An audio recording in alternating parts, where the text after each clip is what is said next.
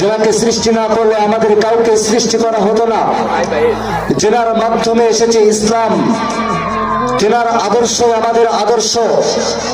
তেনাকে নিয়ে যদি কখনো কেউ কটূক্তি করার চেষ্টা করে,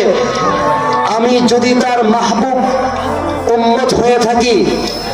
ফেমাস উম্মত হয়ে থাকি, তাকে যদি বিশ্বাস করে থাকি, তাহলে আমি তার উম্মত হয়ে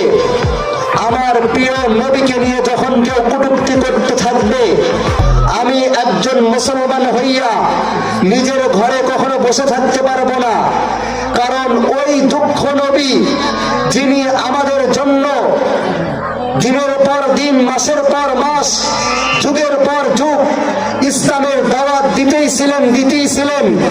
এমনকি নিজের রক্ত ঝরাইতেছিলেন, সেই নবীকে নিয়ে যদি কখনো কেউ কটূক্তি করার চেষ্টা করে, এর জন্য যদি কখনো ডাক আসে, নিজের শরীর থেকে রক্ত দিব,